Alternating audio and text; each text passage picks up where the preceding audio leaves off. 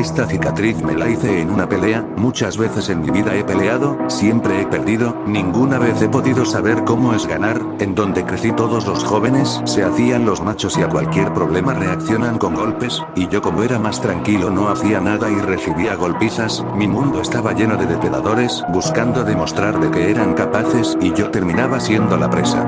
Mi pasividad lentamente se tornó a miedo, formándome como un cobarde durante mi adolescencia, aprendiendo a saborear mi propia sangre por no querer hacer la situación peor y provocarme la muerte. Pero la historia de esta cicatriz es distinta, tampoco es que haya ganado esta vez, mi regla autoimpuesta de nunca golpear primero me da desventaja, y mi miedo a contraatacar me deja indefenso a sus golpes, patadas y derribos. Esta vez fue diferente ya que fue en mi adultez. Ya había faltado varios días seguidos a mi trabajo, porque tengo una enfermedad que no se sabe muy bien qué es, me debilita cada día, y no me dan licencia laboral, me dicen que es mi culpa por no tomar mi medicamento. Pero es que no puedo, maldita sea no puedo, me da rabia que no entiendan eso, cada vez que intento tomar una pastilla el agua pasa por mi garganta, pero la pastilla se queda atrapada en medio de mi garganta que se tensa, eso es, los músculos de mi garganta se tensan y la pastilla obstruye el paso del aire, al final tengo que escupirla. Por eso me despidieron. Bebí cervezas hasta dormirme. Desperté con el ruido de la pieza de mi hijo abriéndose, vi mi reloj, las 2:30, mi hijo tendría que estar en su colegio, esta hora él regresa a las 5. Un ladrón, tenía que ser uno, me levanté de la cama donde tengo la pistola. Pensé, me acordé que la tenía en el entretecho, así que tendría que defenderme sin arma, mano a mano sería la situación, me mareé, se me debilitaron las piernas y me tuve que apoyar en estas, el aire que respiraba no era suficiente para mantenerme de pie, abrí mi puerta lentamente, asomando mi mirada, me temblaban las piernas. Hasta que vi a mi hijo con su uniforme salir de su habitación, suspiré aliviado. Hijo, ¿qué haces aquí? Le pregunté. Cuando me escuchó pegó un salto y me miró asustado, su pecho se movía exaltado y sostenía su mochila, y me acordé que yo tampoco debería estar en la casa. Me asustaste papá, le agarré la mochila y estaba más pesada de lo normal, ¿qué traes? Le dije meneando la mochila de arriba a abajo para sentirle el peso, tuve que comprar libros para el colegio, respondió mi hijo, hoy día no habían clases, estaban celebrando el aniversario de la escuela y decidí no ir, pero no te pedí permiso, perdón, siguió hablando mi hijo con nerviosismo y tan rápido que al principio no le entendí. No me importaba mucho en verdad, solo estaba actuando como un padre se supone que tiene que ser. Mi hijo se fue a servir comida mientras yo buscaba mi arma en el entretecho, no podía ser que en momentos de peligro no estuviera a mano. Recorrí todo el entretecho y no la vi, solo encontré su munición. Me dirigí a mi hijo almorzando, que cuando entré al comer me vio con sus ojos bien abiertos, se notaba alterado, algo escondía, algo tramaba, se me ocurrió lo peor, mi propio hijo robándome mi pistola, me dio miedo que pudiera hacerse daño a él mismo o a mí. Le inquirí, hijo, tú sabes que te quiero mucho, y si alguna vez te has sentido que fui injusto, quiero que sepas que todo problema se puede hablar, solo no quiero saber que tomaste mi pistola por tuya y quieras hacerme algo. Me apoyé con los dos brazos en la mesa cerca suyo, él me miró con sus ojos bien abiertos, y movía su cabeza lado a lado sugiriendo un yo no fui, me fui camino a mi pieza, bueno, si no quieres hablar, te dejaré para que reflexiones. La cama que compartía con mi esposa estaba desordenada por haberme dormido ahí, la empecé a hacer y al mover la almohada, ahí estaba, debajo de mi cabeza todo este tiempo, y no me acordaba de haberla siquiera tocado.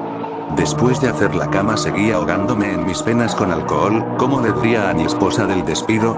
Escuché a mi hijo acercarse y escondí las botellas del otro lado de la cama. Ahora yo te tengo que interrogar, ja, dijo mi hijo, alivianando la situación un poco, ¿por qué estás aquí? Me preguntó, tú sabes que estoy enfermo y no puedo tomarme los medicamentos, y así enfermo como estoy no puedo ir a trabajar, me siento muy débil y no puedo ni salir a caminar, respondí, en voz más baja de lo que acostumbro, como ya cansado de pensar tanto en mi problema. Proseguí, tuvo que haber sido esa vez que cuando chico y estaba en la residencia de menores donde mi madre me dejó, llevaron una piscina inflable y los niños más grandes se tiraban agua y a mí me daba miedo a ahogarme, quizás eso es porque tengo miedo a ahogarme ahora de adulto.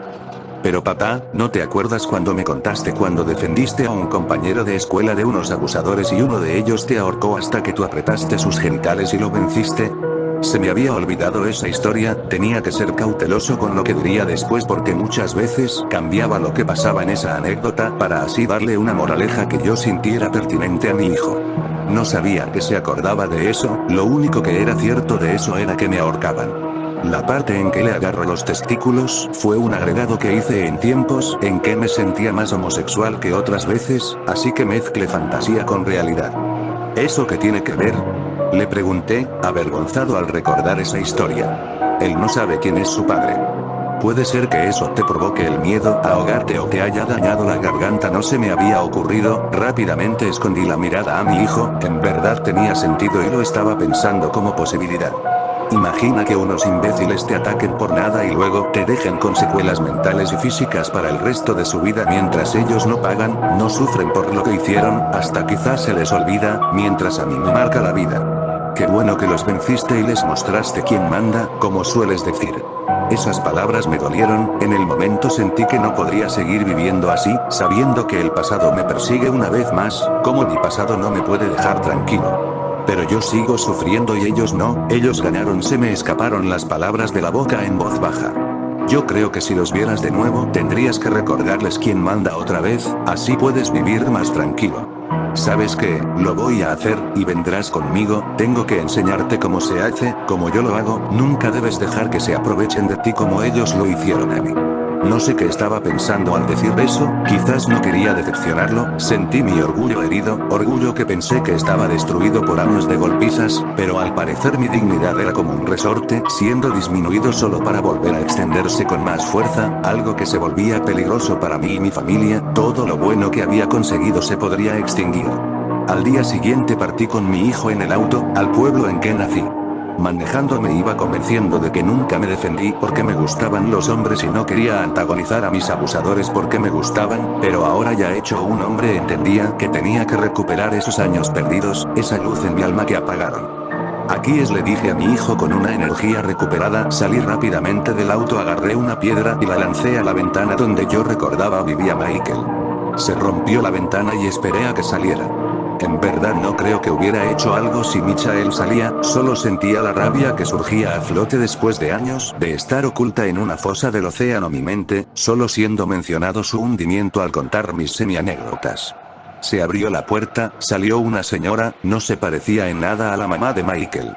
Luego pensé, ¿cómo soy tan idiota? Porque pensé que seguirán viviendo acá, quizás quién es esa vieja. Quizás la enfermedad que tengo ya me está afectando al cerebro. Me entré al auto antes de que la señora siquiera abriera la boca y partí. ¿Quién era esa señora, la mamá del Michael?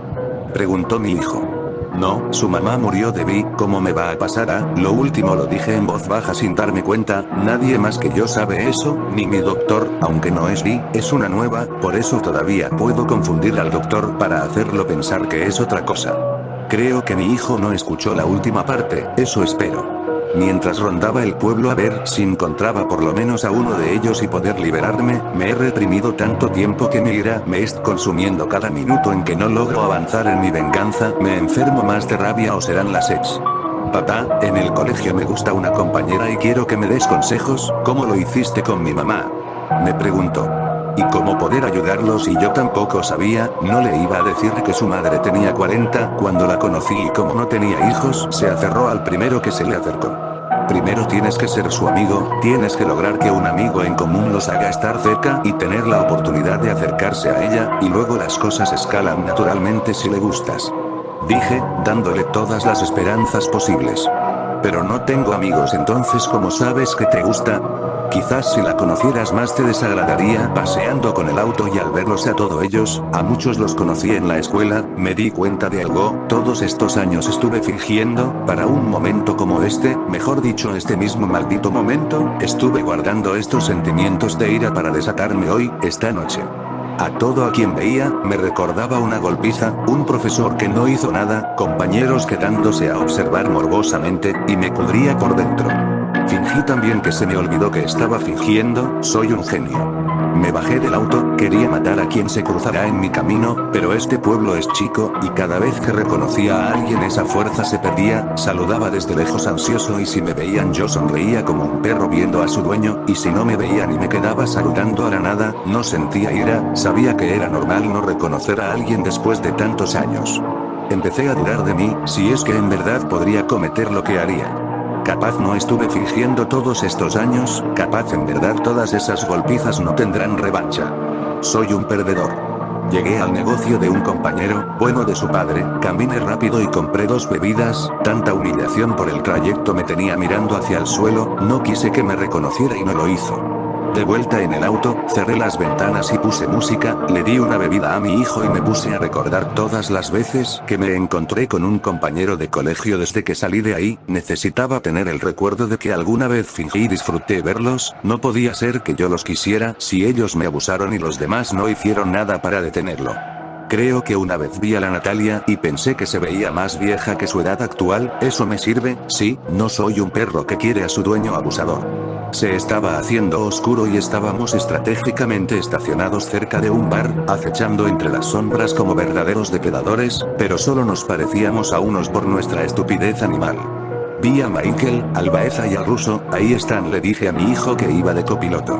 Puse la mejor cara de malo que podía, pero en cuanto más se abría la puerta del auto mi cara se volvía más afable, mi puño se abría y mi brazo se alzaba, y sin poder hacer que mi cuerpo tuviera sentido con mis emociones violentas lo saludé, y cuando vi a mi hijo no darse cuenta que lo había dejado solo en esta misión, fui a detenerlo pero no alcancé y ahí supe de lo que era capaz, tanto contarle historias en que yo ganaba pensó que sería sencillo. ¿Qué te pasa? Mi hijo le pegó en la cara al más alto, al que le decían el ruso, por ser rubio. ¿Eres enfermo? La pregunta iba para mi hijo pero sentí que me lo decían a mí, si solo supieran lo que hay dentro de mi cabeza. El Michael ahora con barba y esa cara hinchada típica de los alcohólicos, le rompió la botella de cerveza que tenía a mi hijo en la cabeza, le puso el pie por detrás de la pierna y lo botó al suelo, todo en un movimiento rápido y preciso. Cuando vi que alzó de nuevo la botella rota hice lo que nunca pensé, defenderme, pero fue para salvar a mi hijo, puse la mano entre medio y me hizo un corte en el dorso de la mano desde el índice al pulgar. No sé si me reconocieron pero se largaron. Volví la mirada a mi hijo y vi que le corría sangre de la nuca. La sangre, nunca lo había visto desde esta perspectiva, fue revelador, quizás por eso me golpeaban tanto. Para terminar con esta escena, es primera vez que estoy en una pelea y la sangre que veo es de alguien que no soy yo. Llevé a mi hijo dentro del auto. Sentí que no era yo quien hacía mis movimientos, solo tenía algo en mi mente. Sangre, esa sustancia que tanto me acompañó en la adolescencia, en mi boca, en mi nariz, en mis antebrazos. Siempre después que el Michael te golpea viene esto dije, era mi voz, mis labios moviéndose para decir eso, pero no era yo quien lo decía, sentí que solo podía observar lo que hacía, me desconecté de mi cuerpo. Aprovecha el poco tiempo en que una persona está inconsciente y procedí con mi cortaplumas, cortes en el estómago, brazos, piernas, un poco más profundos que los de alguien que se autolesiona, tenía que aprovechar el poco tiempo que tenía de festín, sorber ese elixir carmesí y después levantarle las piernas para despertarlo como lo hacían conmigo y llevarlo al hospital. En la ambulancia se despertó, le dije que cuando me metí en la pelea uno de ellos aprovechó que yo estaba peleando y le hizo unos tajos hasta que le pegué una patada en la guata y se fueron los 3 con el rabo entre las patas. Ya en el hospital le suturaron y me lo traje de vuelta a casa, solo espero que nunca se entere de lo que en verdad pasó, porque hasta ahora piensa que somos como Batman y Robin. Ahora mientras escribo esto lo escucho toser, como yo lo hice en su momento, no debí hacerle eso, corromper su sangre con mi saliva infectada, como reaccionara al saber que tiene una ex si nunca ha tenido novia.